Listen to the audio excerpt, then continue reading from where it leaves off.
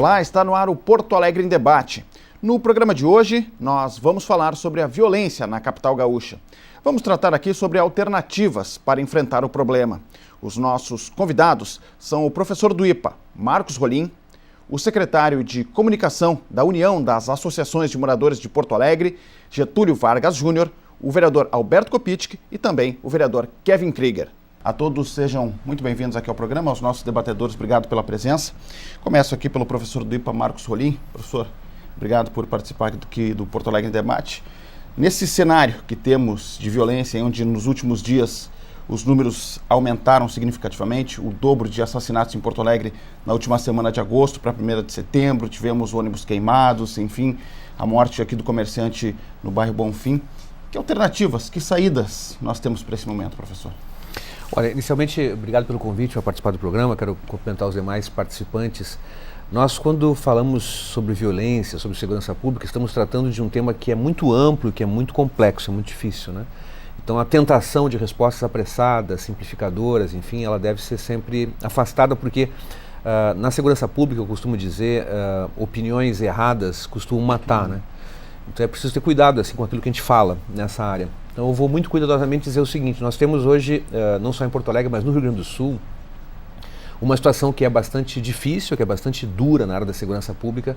Os indicadores que nós temos disponíveis, os mais confiáveis nessa área, são os indicadores de homicídio. As taxas de homicídio, elas são altas no Rio Grande do Sul, elas vêm num crescendo, especialmente em Porto Alegre, na região metropolitana. Ao contrário de outras áreas do Brasil, de outras regiões, onde há indicadores que autorizam muita esperança. Vamos pegar a situação, por exemplo, de São Paulo, já há alguns anos, onde vem caindo as taxas de homicídio de forma bastante significativa, mesmo no Rio de Janeiro, no Espírito Santo, locais que sempre foram muito violentos, que hoje tem diminuição nessas taxas de homicídio. Pernambuco é um outro estado interessante, o que vem se fazendo lá já há bastante tempo nessa área de segurança pública. O Rio Grande do Sul não acompanha isso. Então, a primeira questão que eu acho importante a gente sublinhar é que é preciso se afastar um pouco. Estamos aí no mês de comemoração da Semana Farroupilha, da Data dos Gaúchos. Todos nós nos enchemos um pouco de orgulho, temos toda essa tradição para reverenciar, etc. Mas isso faz com que muitas vezes nós deixemos de ver o mais importante, que é o Rio Grande do Sul ficou para trás há muito tempo na área da segurança pública. Essa ideia de que nós temos aqui as melhores polícias do Brasil, de que as coisas aqui são sempre melhores que nos outros estados, isso não é verdade, rigorosamente não é verdadeiro. E não me refiro assim a este governo, a essa situação, não, uma questão de natureza histórica. Nós temos já há muitas décadas uma defasagem nessa área, especialmente o fato mais grave, do meu ponto de vista, é que o Rio Grande do Sul não tem, ainda hoje, uma política de segurança pública que seja identificada, que seja clara. Qual é o diagnóstico que o governo do estado, que os gestores na área trabalham? Quais são as tendências criminais mais observáveis? Qual é a intervenção do Estado, a política do Estado para contornar, para enfrentar o problema? Então, nem na área da repressão nós temos isso claro, muito menos na área da prevenção. Nós não temos, portanto, uma racionalidade pública para enfrentar o problema. Me parece que esse é o tema central. Eu não estou dizendo isso em termos de acusação a quem quer que seja. Estou especialmente constatando um problema que deve merecer o nosso esforço e a colaboração de todos, porque nós vamos sair dessa crise com soluções unilaterais, individualmente. É preciso uma concertação, é preciso um acordo entre vários dos sujeitos que atuam nessa área. Nessa questão estaria entre repressão e prevenção, assim, nesse... São duas coisas muito importantes. Quer dizer, quando acontece um crime, nós precisamos que haja uma resposta do Estado na responsabilização, na identificação dos autores.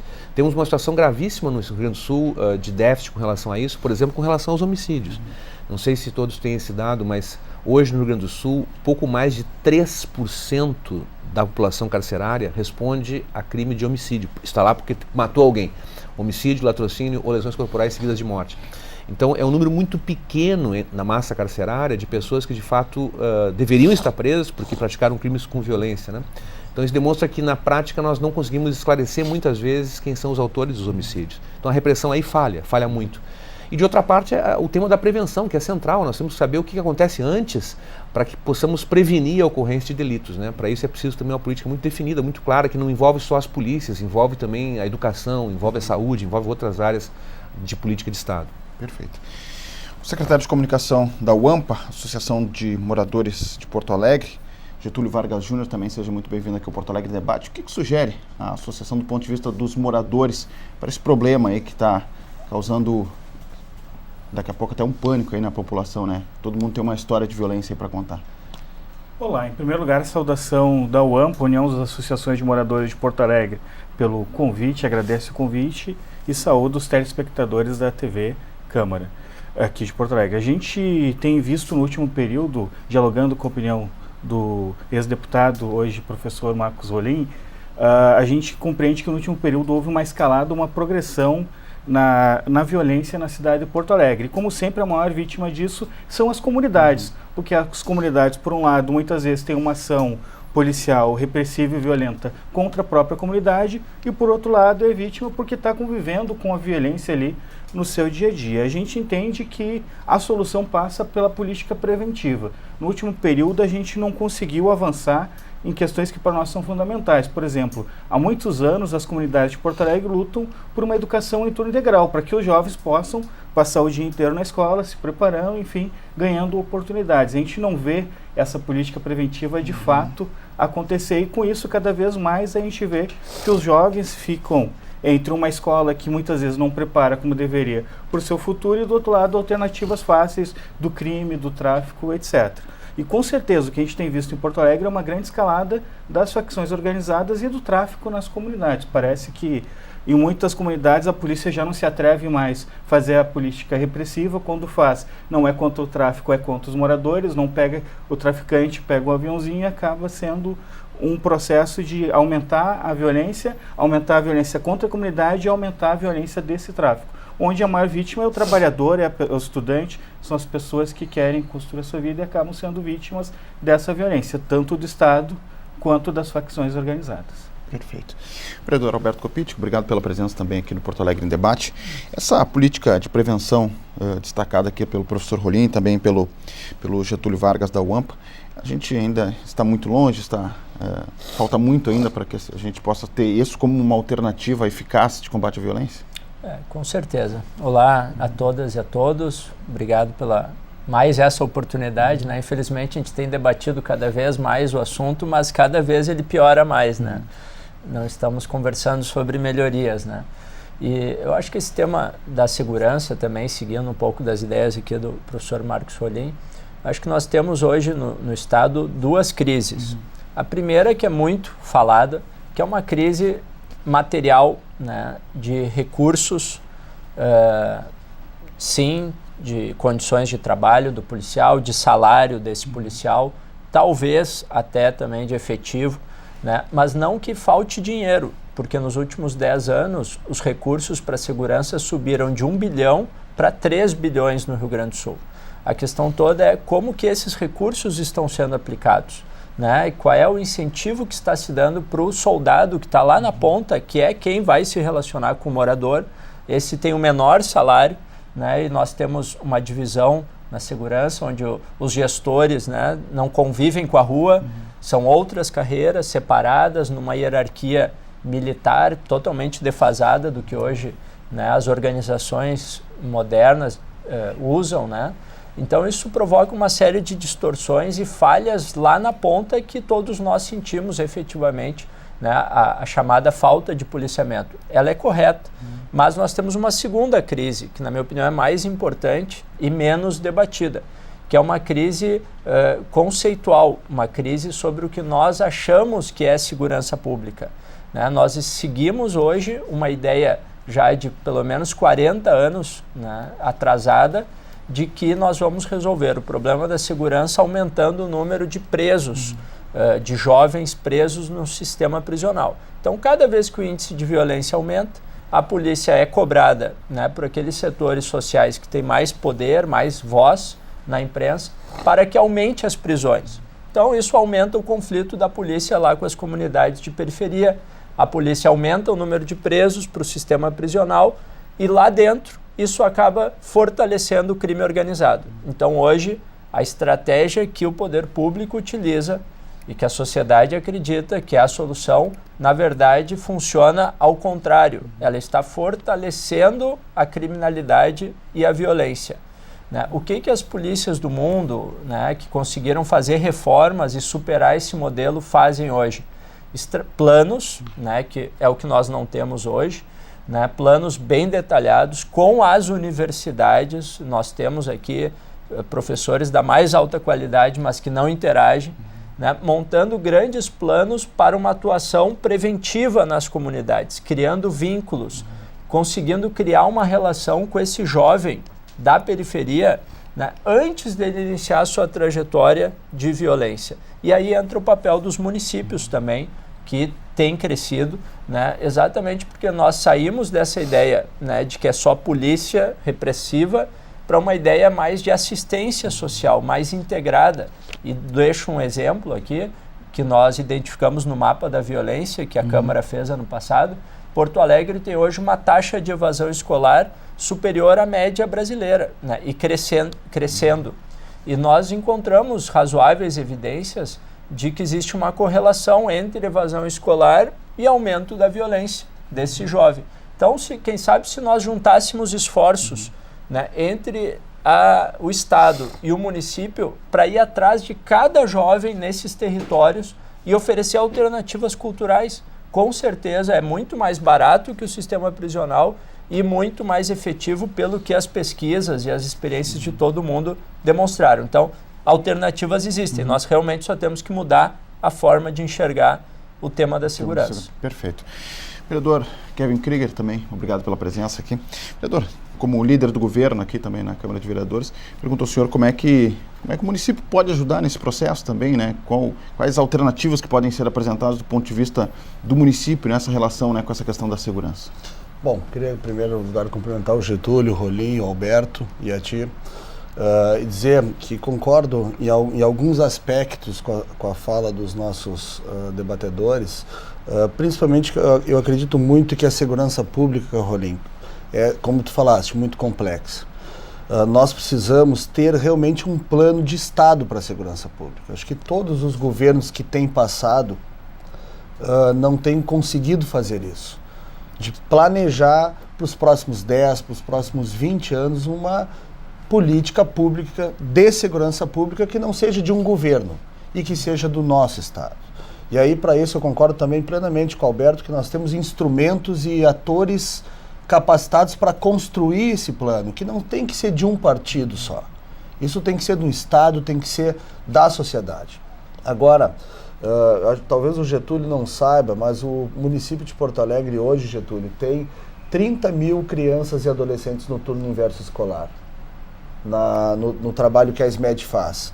Nos serviços de convivência e fortalecimento de vínculos, que é o trabalho do turno inverso escolar da Fundação de Assistência Social e Cidadania, nós temos 15 mil crianças e adolescentes. Então, nós somamos hoje na prevenção 45 mil crianças e adolescentes atendidas no turno inverso escolar. É suficiente? Ainda não. Precisa mais, precisa aumentar e dar oportunidade para mais crianças, sem dúvida nenhuma. Mas esta é uma política que ela vem fazendo um bem pela cidade. Nós temos aí o exemplo, Rolim, quando tu vinha a Porto Alegre há 10 anos atrás, que eu acho que tu era deputado federal naquela época, tu via crianças e adolescentes em todas as esquinas da cidade. Hoje, com o trabalho que foi feito através da assistência social e o trabalho que eu acho que isso é uma das coisas mais importantes que pode ser trabalhado na segurança pública, é o de convencimento. E não aquele trabalho completamente repressivo, tu não pode ficar na rua e encerrou o assunto. Não, foi um trabalho feito de convencimento com a criança e o adolescente, e principalmente com a sua família, que sempre tem uma família por trás desse processo. Então, e que isso gera muita violência, seja a violência que a gente está vivendo hoje no Estado, e ela, sem dúvida nenhuma, foi aumentada muito pelo que o Estado está vivendo, do parcelamento de salário. É muito difícil exigir de um policial civil e de um brigadiano que ele esteja à disposição recebendo R$600. É difícil, é a função dele, mas a gente pensa aí, qualquer um de nós que estivesse trabalhando como nós todos trabalhamos e recebesse R$600. Não paga o teu condomínio, muitas vezes não paga a tua parte básica da tua vida e da tua família. Então, isso sem dúvida nenhuma aflorou a violência no Estado, mas não é o fundo do problema. O fundo do problema é outro. Nós temos aí também um trabalho a nível nacional que precisa ser feito de combate nas fronteiras. Acho que a política nacional de segurança pública, junto com a política estadual e com a municipal também, porque ela é muito fácil também falar, o município não é responsável. Não, o município tem as suas responsabilidades na prevenção com as crianças e adolescentes, na educação, na saúde, na assistência, na iluminação pública, com a guarda municipal nos parques, nas praças, trabalhando integrado com a polícia militar, né? Eu senti, Getúlio, né, que acho que é um assunto muito delicado e a gente precisa saber como foi, né? Quando tu falaste que o brigadiano não chega lá e pega o traficante, o policial e chega no aviãozinho. Agora nós vamos nos colocar no brigadiano que está chegando naquele local e que já está realmente completamente dominado, que hoje que a gente vive em Porto Alegre, nós temos áreas dominadas. E aí como a gente entra dentro dela? Aí não adianta só o Estado querer entrar sozinho dentro dela, não entrar com o município, não entrar com a comunidade.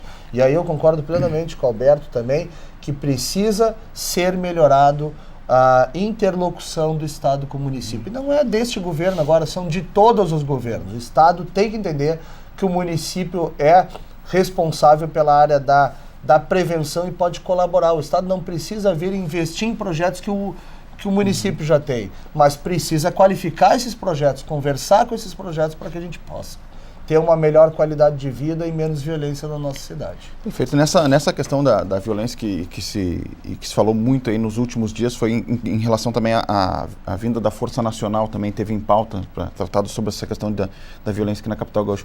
O que o senhor acha, professor, dessa questão da presença da Força Nacional? Isso ajudaria de alguma forma? Tem algum efeito? Olha, não sei, poderia ajudar, evidente. Nós estamos vivendo uma situação hoje no Rio Grande do Sul por conta dessa crise financeira do Estado que envolveu o parcelamento do salário dos servidores, que é de fato muito grave. A gente sabe, assim, por estudos feitos no mundo inteiro, que quando você tem um número X de policiais, aumentar esse número de policiais na rua não tem um efeito que as pessoas imaginam que tem na redução da violência e do crime. Mas a recíproca não é verdadeira, quer dizer, o inverso não é verdadeiro. Se eu retiro os policiais que eu tenho na rua e essa notícia é tornada pública, isso tem um enorme efeito. E um efeito o pior possível, porque isso funciona quase como um estímulo à criminalidade para que eles possam agir sem qualquer tipo de constrangimento, né?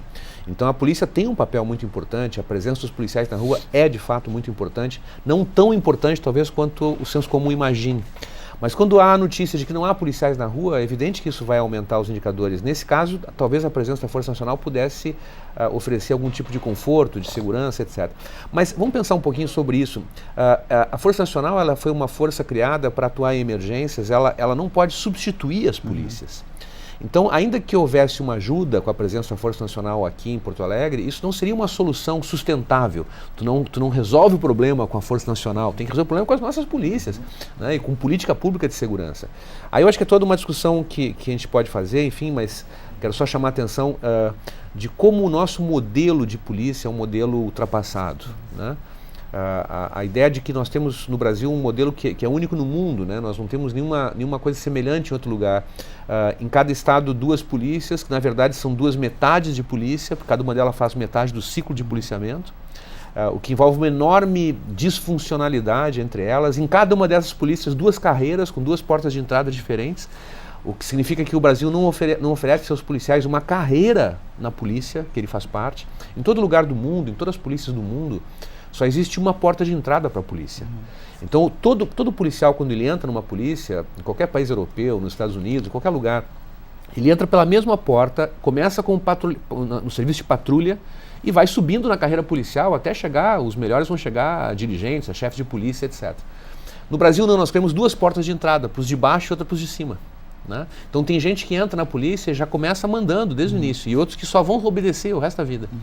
Então tu não oferece ao policial essa perspectiva de carreira. Essa é a razão pela qual nós nunca conseguimos preencher os efetivos da polícia. A gente está sempre dizendo que está faltando policial, tem déficit de policiais, tem que contratar 1.000, 10.000, 5.000 policiais. E os governos contratam e há sempre essa falta. Por quê? Porque os policiais saem. Eles não ficam muito tempo nas polícias. Já que eles não têm carreira, eles ficam aguardando a primeira chance que tiver para sair. Então, o tema da valorização do policiamento, dos policiais no Brasil, não é só um tema de salário. Ele é, sobretudo, uma exigência, uma necessidade de garantir carreira aos policiais. Os policiais precisam ter carreira. Essa é uma reforma importante que um governo do Estado pode fazer. O Acre, estou dando um exemplo aqui do Estado bem pequenininho e tão desimportante em comparação com o resto dos outros estados, né? Pensar São Paulo, pensar o que é o Acre, um pequeno estado, um estado com muitas dificuldades. Já há vários anos o Acre criou a carreira única na Polícia Militar. Na Polícia Militar do Acre há uma porta de entrada só. Isso criou uma instituição mais forte. Então é preciso pensar essas coisas aqui também, para a gente poder avançar e não ficar sempre lidando com velhos paradigmas, com velhos modelos que são ultrapassados efetivamente. Perfeito. Getúlio Vargas Júnior, secretário de Comunicação da UAMPA, que estabeleceu um debate também em relação a essa relação, né, das comunidades com o poder público, né. Nós tivemos recentemente esse caso lá do Morro Santa Teresa, né, onde o jovem acabou sendo morto e depois deu-se toda aquela revolta por parte da comunidade.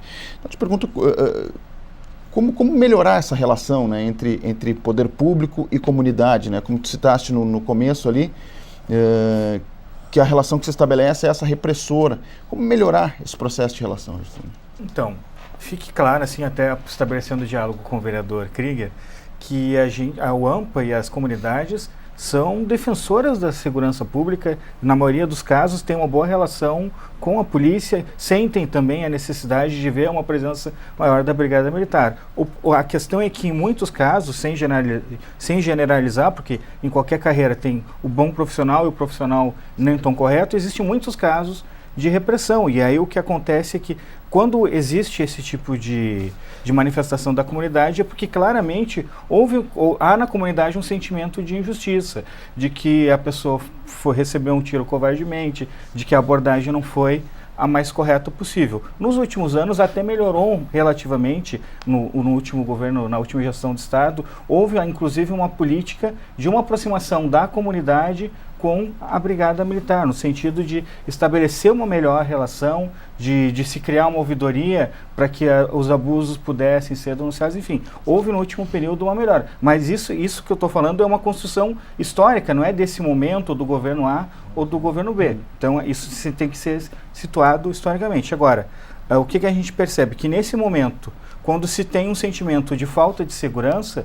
isso se reflete mais nas comunidades, porque o pouco efetivo que tem concentra no centro e a periferia, os bairros mais distantes acabam que historicamente não têm os mesmos serviços de transporte, não têm os mesmos serviços de segurança e de saúde, também na segurança principalmente se sentem mais desguarnecidos. Então isso acaba acontecendo de uma maneira mais forte na periferia e nos bairros. Não é o caso de Santa Teresa, que é perto do centro, mas é um bairro que historicamente teve uma carência muito forte. O que a UAMPA defende nesse sentido é que essa rede de proteção social que foi referida aqui pelos demais e que a gente também defende, tem que ser fortalecida. No nosso entendimento, quanto mais forte for essa rede de proteção social, mais segura a própria comunidade vai se sentir. É aquelas duas questões, é a ação preventiva e a ação repressiva, mas essa ação repressiva muito mais no sentido de parceria com as comunidades que no sentido de reprimir as comunidades. É isso que a gente tem sentido e que entende que tem que ser a prática no próximo período para que a gente possa estar estabelecendo. Agora, é claro, com essa crise que a gente vive no Estado hoje, uma crise institucional, da falta de recursos, da necessidade dos servidores não estarem recebendo os seus salários, com certeza a UAMPA e as associações comunitárias se solidarizam com os profissionais de segurança, mas entende que isso também não é justificativa para uma ação repressiva, pelo contrário. É necessário também que haja uma aproximação na prática para que a gente tenha essa visão mais integrada da segurança com a comunidade. Mas, de novo, eu digo, a questão de toda essa rede social, para nós, é tão ou mais fundamental do que a ação repressiva da segurança. Por quê? A gente, por exemplo, é contra a PEC 171 sobre a redução da maioridade penal, porque a gente entende que isso não vai resolver o problema da segurança. E todos os especialistas e todos os estudos apontam que isso tende a agravar mais ainda a situação dos jovens, que a gente precisa criar oportunidades para esses jovens. Precisa implementar o Estatuto da Juventude. Até o ano passado eu era do Conselho Nacional da Juventude e a gente sabe a dificuldade que foi aprovar o Estatuto da Juventude. É mais uma lei que a gente precisa tirar do papel para colocar na realidade das comunidades, para que esses jovens, para que todo esse setor que hoje está à mercê do tráfico tenha, através da cultura, através da educação,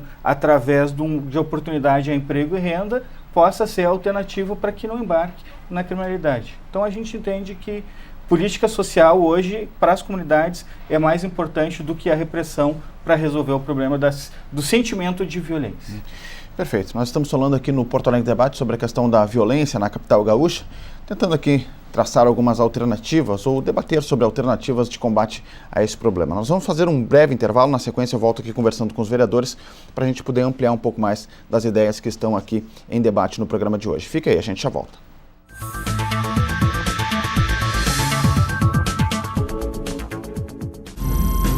Um pedaço da história do Exército Brasileiro está no Museu Militar do Comando Militar do Sul. São quase 3.000 metros quadrados reservados para exposições temáticas. O acervo tem um total de 4.000 itens. Entre as peças estão armamentos, carros de combate, canhões e medalhas. Alguns objetos remontam ao período colonial. O chamado Museu do Exército foi inaugurado em 1949 no prédio onde ficava o Arsenal de Guerra da província. A construção data de 1867 e é considerada de interesse de preservação pela Prefeitura de Porto Alegre. O Museu do Comando Militar fica na Rua dos Andradas, número 630. A entrada é gratuita. Escolas podem agendar visitas pelo telefone 3226-5883.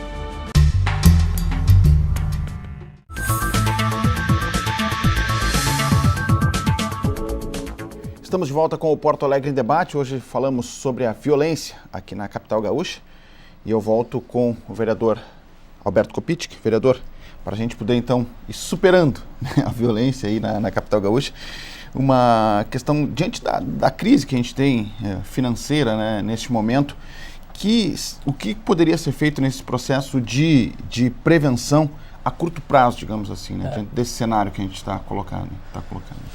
Eu acho que realmente essa crise que se abateu já num cenário agudo, né? Uma coisa é você enfrentar uma crise num cenário em que as coisas estão bem, o que não era a realidade, né? O ano de 2015 já estava sendo o mais violento da história de Porto Alegre, né? Agora isso se acelerou ainda mais por causa, né, dessa situação com os servidores. Sem entrar no mérito, né, da opção que o governo do estado fez de não pagar, ou de criar esse cenário, essa relação com os servidores, mas veja, o governo sabia pelo menos há 3 meses atrás que essa situação ia ocorrer, né, pelos motivos que não dizem respeito ao nosso debate aqui. Por que ele não planejou um gabinete de crise, por exemplo, junto com os 10 ou 15 maiores municípios do estado,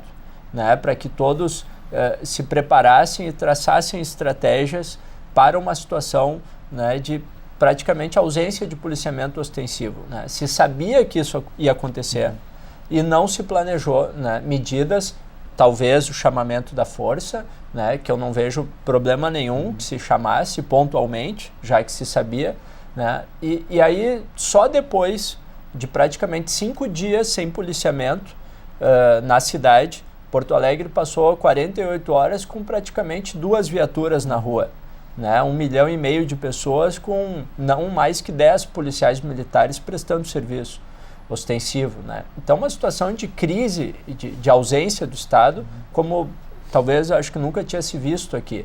E não se tinha um plano, não se tinha um gabinete tratando disso, pensando medidas, né? E aí só na segunda-feira, depois de 50 mortos, que o prefeito, acho que eu concordo com o esforço que o prefeito fez, né, de vir a público pedir o auxílio da força, mas isso deveria ter sido feito antes. Né? Eu acredito, por exemplo, deveria ter se regulado o horário do funcionamento dos estabelecimentos noturnos até às 22 horas.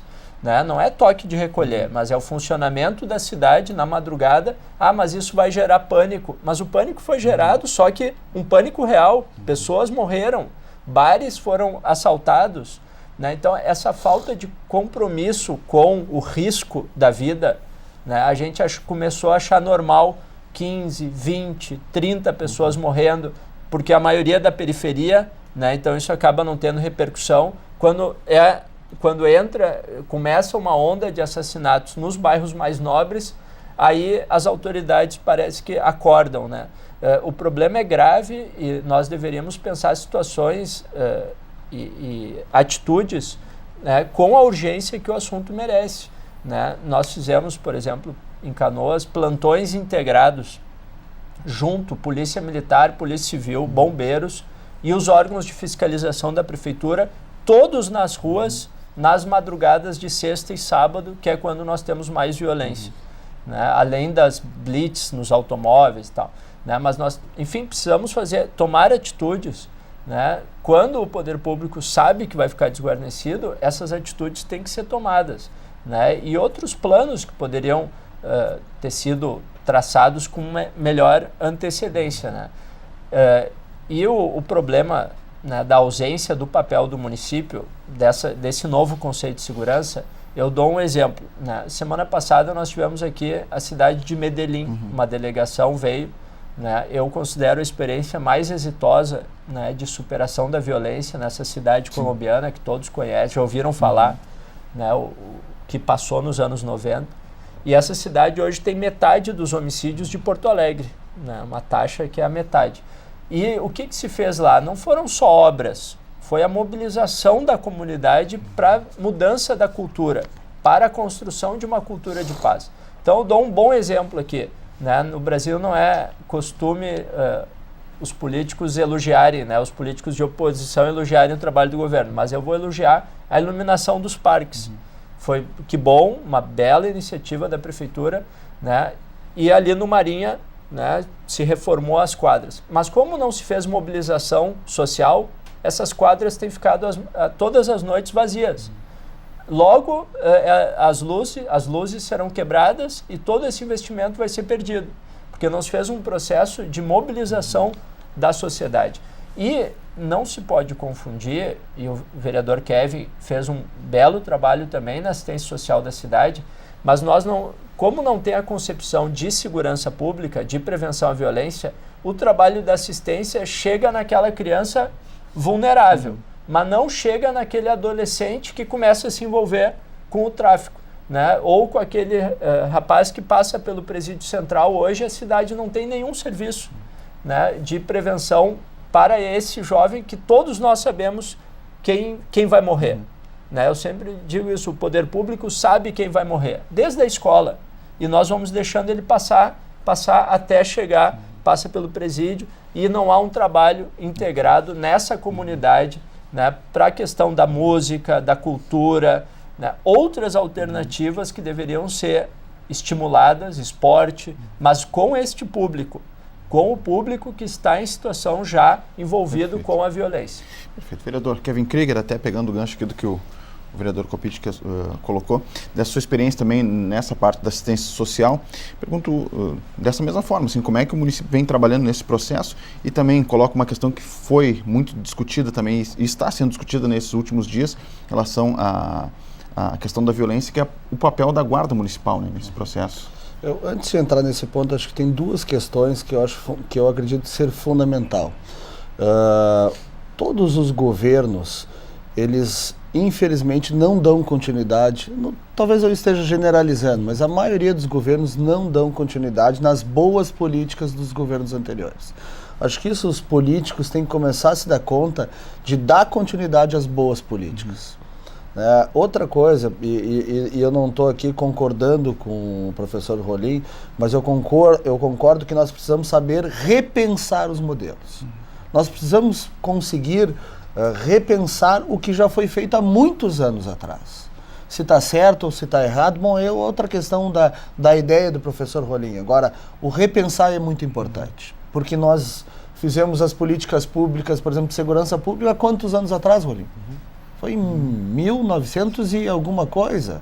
Acho que o Código Penal, acho que tem tanta coisa que precisa ser repensada, que precisa ser modernizada aí dentro da linha que o Alberto estava colocando. Chamando instituições, chamando universidades, chamando profissionais e buscar um plano, um planejamento de segurança pública. Eu vou dar um exemplo também, da mesma forma que o Alberto colocou, por exemplo, do Pronace. O Pronace foi um projeto há 8 anos atrás. 2011. Então 2011. 2007 ou 2011? 2007 foi há 8 anos atrás. Eu estava na segurança municipal e nós fizemos diversas parcerias com o governo federal. Era um projeto interessante, era um projeto que entrou dentro das comunidades, fez parceria, dialogou com o município. Eu estava na Secretaria de Segurança e diversas vezes elogiei o ministro daquela pasta. Esteve inclusive na Secretaria de Segurança. Infelizmente, foi um projeto que parou, um programa que parou também, não se deu continuidade, e era do mesmo governo. Para tu ver como a gente tem dificuldade não só de um governo, de um partido para outro partido. Em relação aos nossos adolescentes hoje que cumprem, por exemplo, alguma medida socioeducativa, a assistência social hoje trabalha nos centros de referência especializados de assistência social. Nós temos todo um trabalho com assistentes sociais, psicólogos, fazendo um trabalho inclusive com as suas famílias. Os nossos programas de serviço de convivência, Alberto, eles vão de 6 a 18 anos incompletos. Nós pegamos a faixa dos adolescentes de 12 a 17 anos também. Claro que, como eu falei anteriormente, precisa aumentar, precisa qualificar esses programas, claro que precisa, porque são programas, e nós viemos fazendo isso ao longo dos últimos anos, são programas implantados há 12 anos atrás também. Então, um adolescente que tinha 12 anos, há 10 anos atrás, ele pensava completamente diferente do que esse pensa hoje. Então, nós precisamos modernizar as políticas públicas e nós temos feito isso ao longo dos últimos anos, porque não é simples tu manter o adolescente numa sala de aula, já não é simples. E no turno inverso escolar, dá mais um turno para esse adolescente, tu tem que ter muita criatividade, tu tem que ter programas que façam ele ter vontade de estar presente naquele momento. Nós tivemos, por exemplo, com o governo passado, uma parceria com o Banrisul, de adolescentes que cumprem medidas poderem estagiar no Banrisul. Esse programa, infelizmente, só 1 ano e meio depois ele foi colocado em prática por causa da nossa burocracia, das dificuldades. Mas nós demos continuidade a um projeto que tinha sido feito ainda no governo Tarso, com políticas públicas em parceria com o Banrisul. Então são coisas que nós não... Eu acho que tem pontos que são fundamentais nesse processo. E como eu falei anteriormente, repensar as políticas públicas. Porque ninguém é dono da verdade e as coisas mudam, a vida muda, o cotidiano muda, e a gente poder saber que no PT, no PP, no PMDB, no PDT, em diversos partidos, nós temos políticas e ideias boas. E que independente de ser de esquerda ou se é de direita, a gente não pode chegar e desmanchar um programa, um projeto, porque simplesmente tu não é desse ou tu não é daquele. A gente tem que ter tranquilidade e dar continuidade. Eu lembrei um outro programa, Alberto, que nós tínhamos os telecentros. Eu cheguei em 2006 na Secretaria de Segurança Pública, 2005. Em 2004 o PT tinha implantado os telecentros na cidade de Porto Alegre. Mas eram aqueles computadores doados do Banco do Brasil e que não funcionavam. Mas é um projeto que foi implantado. Nós fomos ao Ministério da Ciência e Tecnologia, compramos 400 computadores com o recurso que veio e reformamos todos os telecentros. E colocamos jovens da comunidade para ser os nossos instrutores, junto com o CIE. Nós demos continuidade naquele projeto. E olha, o PT pensou nisso, na informática, há 10 anos atrás. E eu entrei lá e muitos chegaram para mim, nós temos que acabar com esse projeto, porque era o projeto deles e tal. Então, nós modernizamos o projeto. E hoje existe até hoje na cidade. Então nós temos que botar isso na cabeça dos nossos gestores e políticos. Perfeito. Professor Marcos Rolim, nesse processo aqui que a gente nesse nosso bate-papo aqui no debate, algumas questões estão sendo apontadas aí para essa união de esforços, com a participação também das universidades, enfim, para uma política pública mais efetiva nesse sentido, né? Qual o papel nesse momento também da população, né, que, enfim, se sente acuada nesse momento, né, em função até dessa relação de boatos que acabam se disseminando pelas redes sociais também. Qual o papel da população nesse momento em questão de cobrança também do poder público? O que ela pode fazer para, enfim... É difícil. A primeira questão é que não foi estabelecido no Rio Grande do Sul esse fluxo, essa troca entre a população, por exemplo, e os órgãos da segurança, né, as polícias especialmente. Quer dizer, há uma relação muitas vezes de estranheza entre as comunidades e as polícias. Isso tem a ver com o modelo de polícia que nós temos também. Quer dizer, você tem, por exemplo, hoje, quem está acompanhando esse programa, eu quero que as pessoas pensem um pouco agora sobre isso. Quem é o policial responsável pela segurança da sua área onde você mora? Alguém que está acompanhando o programa sabe quem é o responsável? Se tiver que chamar alguém da polícia que trata daquela região, quem é a pessoa? Como regra, nós não temos isso, né? Então, essa ideia de um policiamento aleatório, onde os policiais estão dentro de viaturas, eles atendem a chamados em várias áreas da cidade, onde a polícia intervém na periferia como uma força, né, superior, digamos, que desce verticalmente naquela comunidade para reprimir, para fazer uma prisão, etc. Esse é um modelo que cria uma polícia estranha às comunidades. E uma coisa importante que eu costumo dizer para os policiais, eu muitas vezes tive a chance de dar aula para policiais nos cursos da Senasp, enfim, fora do Rio Grande do Sul também.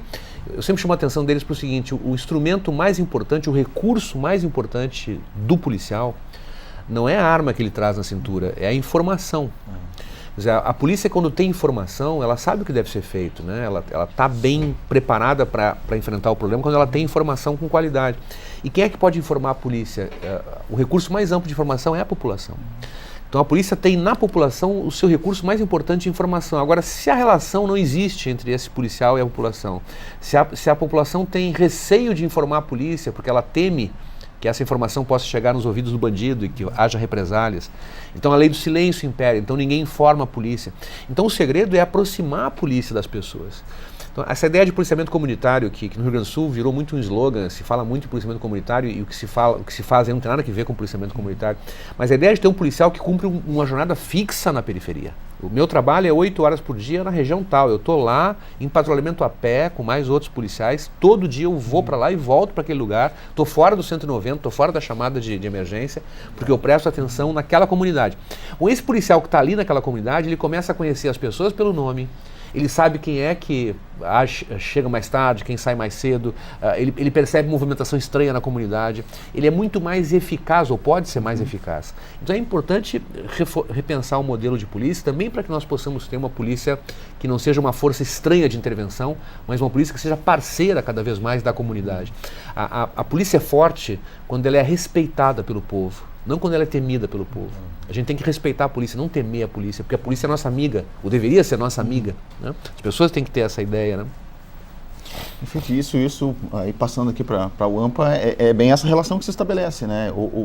Assim, que a gente tem hoje, né? Na verdade, não tem esse processo, essa reciprocidade, né, Getúlio? Então, isso que é o que deveria se estabelecer, e com certeza nesse sentido, as próprias associações comunitárias e outros atores, clubes de mães, as escolas que são de comunidades, cumpririam um papel importante nessa intermediação. Mas, infelizmente, isso é apenas um desejo, está muito, muito distante da realidade. Mas aqui no Vale dos Sinos, em Novo Hamburgo e outras cidades, a gente já começa a ter essa relação da associação de moradores, ter o telefone dos 2, 3 policiais que fazem o monitoramento naquele bairro, no sentido de começar a criar essa cultura. Agora, qual que é a grande questão?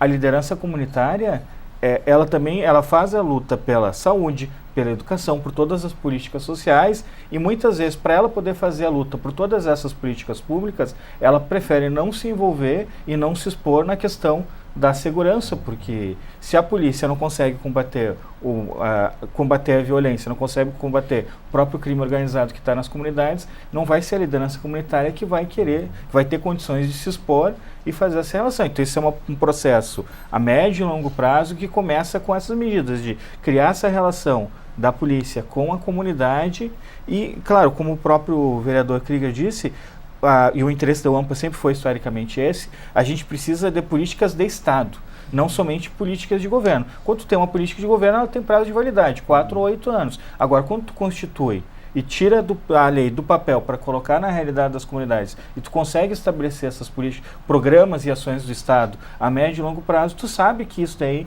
vai ter continuidade, vai ter uma garantia e que tu vai poder não expor a comunidade. E essa é a questão, né? A fragilidade das instituições. Hoje tu tem um programa de governo que estabelece essa relação. Amanhã trocou o secretário, mudou um pouco a política, que nem a questão do Pronace. Muitas lideranças comunitárias viraram, principalmente mães, mulheres, viraram as educadoras da paz e fizeram esse processo de convencimento, de diálogo, de rede de proteção para os jovens. Acabou o programa, muitas dessas... Mulheres da Paz. Mulheres da Paz, né? E aí muitas dessas educadoras acabaram depois virando alvo do próprio crime organizado, que tem nela ali, ó, essa daqui é uma pessoa que é ligada à polícia, e acabou até tendo caso de assassinatos de dessas lideranças. Isso eu não estou falando desse ano agora, estou falando até alguns anos atrás. Então, isso é um problema muito que preocupa as lideranças comunitárias mesmo. A gente não consegue ter uma ação mais direta nessa questão da segurança, porque a gente não tem a garantia de que a denúncia não vai ser depois... se vai ter o sigilo na denúncia, que tu vai ter a segurança e uma rede de proteção depois, porque é isso, tu faz a defesa das políticas públicas em todas as áreas, não só da educação. É por isso que eu digo que hoje a forma mais eficiente da liderança comunitária está ajudando é fortalecendo essa rede de proteção social, é fortalecendo essa rede de políticas preventivas. Na repressiva é muito difícil. Agora, se for como um processo continuado a médio e longo prazo, tenho certeza que as próprias comunidades vão ser as primeiras parceiras do poder público na execução dessas políticas. Perfeito, a gente está encaminhando para o final do programa, mas eu ainda quero fazer mais uma rodada aqui com os nossos debatedores, com um recado final de cada um aqui em relação a esse tema que estamos debatendo. Estamos falando sobre a violência na capital gaúcha e alternativas aí para que a gente possa tentar superar esse problema. Começo aqui com o vereador Alberto Kopitic. Seu recado final, vereador. Eu acho que nós estamos vendo, infelizmente, da pior forma possível, né, o quanto que a violência ela deteriora uma cidade, deteriora todos os demais serviços públicos, né? Você vai perdendo a saúde, a educação, a assistência social, o direito de ir e vir das pessoas, né? E aí nós temos 2 caminhos para optar, né? Um caminho que é abrir mão de direitos, aumentar o estado penal, né? Diminuir as garantias, apoiar uma polícia que use da violência para reprimir as comunidades de periferia, os linchamentos, né? Isso tudo são sintomas de uma sociedade cada vez mais insegura e que não tem uma resposta, né? Como a gente debateu aqui, no outro sentido, que é o caminho que vários outros países experimentaram, que demonstrou melhores resultados, que é mais barato, falando em tempos de crise financeira, é mais barato, que são caminhos de prevenção, de integração com a comunidade, de uso da universidade, integração com as universidades para saber o que funciona e o que não funciona, que é uma coisa que na segurança nós não temos. A saúde, por exemplo, tem muito, né? Que remédio você usa? Porque tem um estudo científico ali por trás. A segurança é tudo muito, né, o que o gestor do momento ou o servidor do momento acha que é bonito e que vai funcionar, mas não tem pesquisa. Então, nós precisamos ir nesse outro caminho de mais planejamento, integração e prevenção, né, se quisermos vencer a violência. Do contrário, a gente vai a cada ano aumentando a dose do remédio que está nos matando, né, e que são heranças, inclusive, do passado do Brasil, que a gente não consegue se livrar, né, de um período autoritário para realmente entrar numa concepção de segurança pública democrática. Perfeito. Vereador Kevin Krieger, recado final aí para ti, encaminhar o encerramento do programa. Eu vejo assim que o município de Porto Alegre e os outros municípios, eles precisam fazer a sua parte.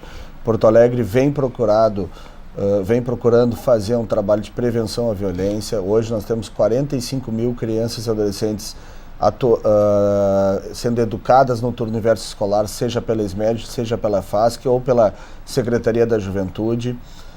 Tem que se continuar, tem que buscar cada vez mais espaços para essas crianças e adolescentes terem mais qualidade, mais investimento na área da cultura, na área da saúde, na área da educação, na área da assistência, mas também nós precisamos ter um governo federal parceiros dos governos estaduais e que possam juntos construir um plano de segurança pública que muda governo, sai governo, entra governo, as políticas públicas mudam. E que os políticos comecem a se dar conta que dá continuidade às políticas públicas que são bem feitas e são bem executadas é mérito. E não é uma coisa ruim, porque infelizmente hoje a gente sabe e a gente vê isso muitas vezes, que políticas públicas geradas em governos anteriores que não se dão continuidade é uma perda para todos nós. Perfeito. Professor Marcos Rolim, recado final. Não, muito brevemente, nós temos no Rio Grande do Sul algumas experiências exitosas de prevenção. Eu quero dar um exemplo do programa RS Socioeducativo, né? Começou lá no governo Ieda Crucius, o governo Tarso Genro depois manteve esse programa. E é um programa que vem retirando assim 95% dos egressos da fase da criminalidade. O indicador de reincidência é muito baixo, em torno de 5%. E um programa que custa meio salário mínimo por mês para cada menino. Enquanto que mantê-lo preso na fase custa mais de 12.500 por mês. Né? Então a gente tem apostado em encarceramento e em repressão, sem se dar conta que às vezes o apoio, né, mínimo, pode ser meio salário mínimo, por exemplo, pode tirar alguém do crime com muita facilidade. E digo isso só para deixar uma sugestão para a Câmara de Vereadores de Porto Alegre, para os nossos vereadores. Talvez seja um momento oportuno de fazer uma discussão sobre esse tema e pensar que tipo de apoio municipal, de legislação municipal nós podíamos ter de apoio ao egresso do sistema penitenciário. Eu estou convencido disso, acho que mais adiante a gente vai poder comprovar isso, um dia tivermos uma política pública nesse sentido, mas o governo que garantiu apoio ao egresso, ele vai colher rapidamente uma redução das taxas de criminalidade, porque há um número enorme de pessoas que passaram pelos presídios e pelo simples fato de terem passado por lá, jamais encontram uma chance de emprego, porque as portas se fecham e nós estamos empurrando essas pessoas para o crime novamente. Então acho que é importante pensar com inteligência e trabalhar com essa ideia de prevenção terciária também, que é a prevenção para aquelas pessoas que já estiveram envolvidas de alguma forma com crime ou com violência e que podem sair dessa vida se houver uma chance. Né? Perfeito. Getúlio Vargas, pela UAMPA, recado final aqui para a gente encerrar o programa. Bom, reafirmar que a União das Associações de Moradores de Porto Alegre, a UAMPA, está à disposição aí da Câmara de Vereadores, da TV Câmara para os debates que for convidado, dizer que a gente está muito preocupado nesse momento com essa questão da violência na cidade e a gente entende que o fortalecimento da rede de proteção social, fortalecimento da educação para a nossa juventude, principalmente no contraturno, que a gente tem defendido muito no último período. E principalmente por exemplo, a rejeição da PEC, da redução da maioridade penal, que isso não vai trazer segurança, vai trazer ainda mais insegurança, porque vai colocar ainda mais o jovem à margem, não no centro da construção, são questões que para nós são caras nesse próximo período. A UAMPA entende que as comunidades são parceiras para a implementação de políticas públicas que visem integrar, que visem proteger e que visem criar na cidade um sentimento de integração e proteção da nossa juventude. Eu acho que a insegurança é um problema histórico, agravado nesse último período, e que somente com a união de esforços de todos os segmentos com as comunidades é que a gente vai poder enfrentar de frente essa crise e brevemente encontrar algumas soluções. Mas precisa de governos proativos e precisa que essas políticas não venham de cima para baixo, mas sejam construídas conjuntamente com as comunidades, com a academia, enfim, com os vereadores, com o conjunto da sociedade. Perfeito, eu quero agradecer aos nossos debatedores, aos nossos convidados, quero agradecer a você de casa. Hoje nós falamos aqui sobre essa questão da violência em Porto Alegre, buscando algumas alternativas aí que podem ser feitas para a gente tentar superar esse problema. Ainda teremos muita coisa para falar por aqui, mas este é ao menos um debate inicial nesse processo em relação à violência. A gente vai seguir discutindo isso aqui na TV Câmara. Obrigado pela sua audiência, nós voltamos na próxima semana. Até lá.